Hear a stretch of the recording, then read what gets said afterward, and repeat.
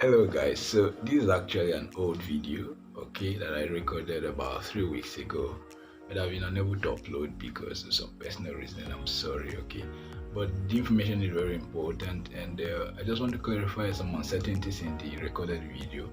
Been a while, uh, so some information has been confirmed, like the date you get mail for the registration of the exam, and that is between the 1st of April to the 10th. Actually, you get mail on the first to set up your account, and then you have to book your exam venue before the 10th of April, or you won't be able to book and you won't get a refund. So apart from that, everything in the video is pretty okay, and I join you to enjoy it. Thank you.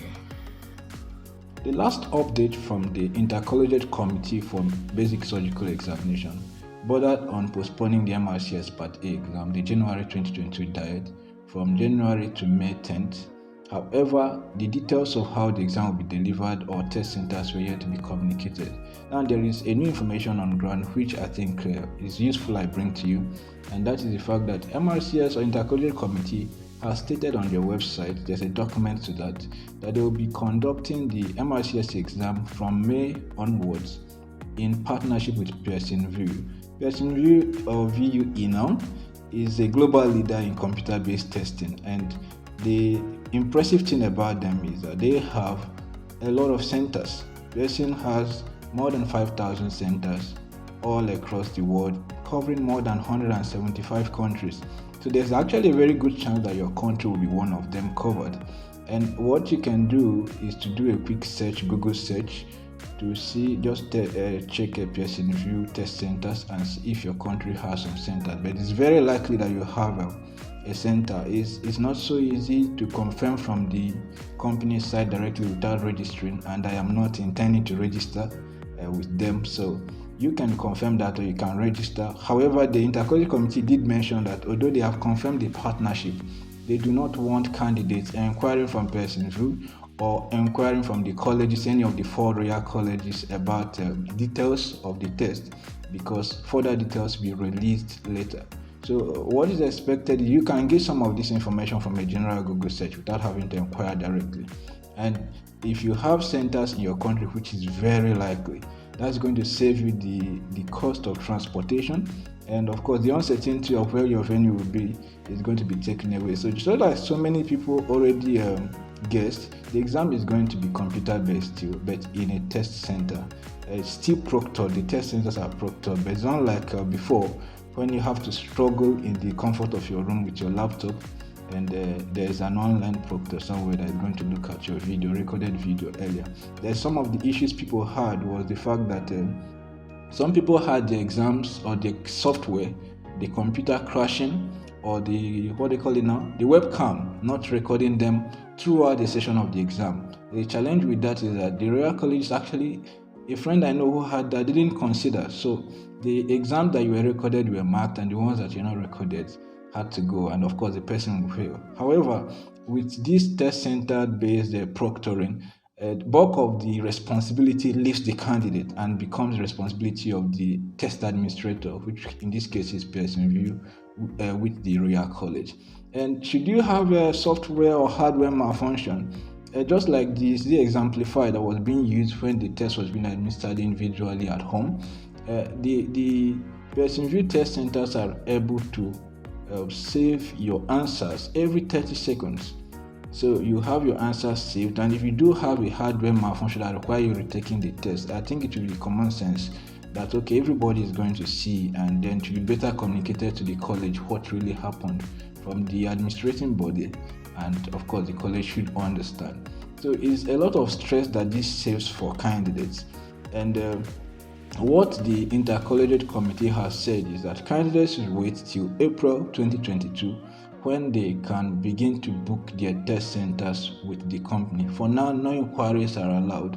So you wait, you book your test centers from 2022, and chances are that you're going to have a clue by. In my own country, for example, I think we have like swarm of centers, and I was not expecting that. So no matter your location, there is a good chance that you will have all these test centers, and I think it is important you begin to search them out now, especially because you want to be deciding on maybe the cities or the test centers that are closest to you. and making up your mind to maybe go for them once the booking starts. So this is the information available currently from the Royal Colleges. It's been a heart-wrenching few months, especially for international students who registered for the January diet, because communication is very sparse. But then we are getting something and the exam is getting closer. And what I can say is, instead of sitting idle and waiting for the dates to be announced, the test center to be announced, or for a more efficient and more consistent communication with the Royal Colleges, do what you can to focus and study, because no matter what happens, the exam is going to come. And whenever the exam comes, they will make excuses for, poor communication distracted you. So chances are that when communication is halted or coming in dribbles like this, you tend to focus on other things that are more in your face, because the exam is no longer in our face the way it used to be. So, but how to find a way to bring the exam to your face and ensure that you're still studying, you're still doing what you need to do to ensure your success in the exam. So this is what we have now for the MRCS Part A, and your preparation is key, which is why I keep bringing this update. And if there's any further update from the Royal Colleges, I will make sure I bring that. Something else that is worth discussing is actually the preparation style, considering that according to them, proliferation of questions in public domain and some other problems with the administration led to the postponement of the exam initially. We are wondering now what the exam is going to look like. Of course, somebody mentioned that the head of Royal College of Surgeons Edinburgh in a speech said they will be setting new questions, which we expect, of course. So, but how close are these questions to what is known? Of course, medicine has no curriculum, but medicine is medicine still. So it won't be beyond what is already existing, but how far it will go from what is already known in terms of question style is what we don't know.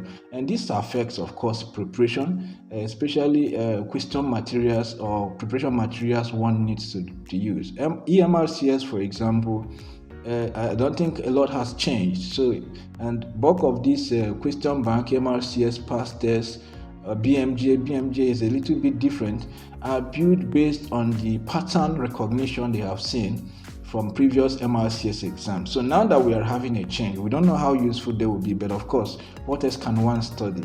And that is not even to talk about the cost. EMRCS did not give an extension to people who registered and they had the exams postponed. Past tests gave an extension. I don't know if they implemented it. I have not checked their site for that. But they mentioned after the postponement of exam that they are going to give an extension for everyone who was due for the exam January 2022. And this is feasible for past tests because the order of the arrangement of their subscription is such that you subscribe onto the next exam. Use exam days for subscription. Unlike EMRCS, where you have to choose 4 months or 6 months. And if you want to do an extension, you can't do an extension of 1 month, you can't do an extension of 2-3 months. It has to be either 4 months or 6 months. So that becomes a problem. Or how useful is recall too is something we have to talk about, since those are the questions they didn't want people to have. So how useful is that? So eventually one has to fall back to reading the prescribed text, and then of course reading any other material that will make the information needed simplified and understandable to you, because prescribed text or not is the information that is important. Some sites that are helpful include things like Teach Me Anatomy and Teach Me Surgery.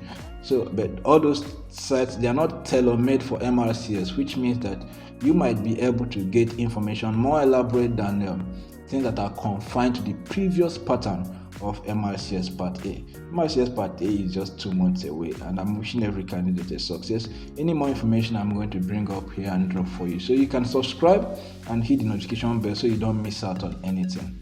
Thank you. Have a good one.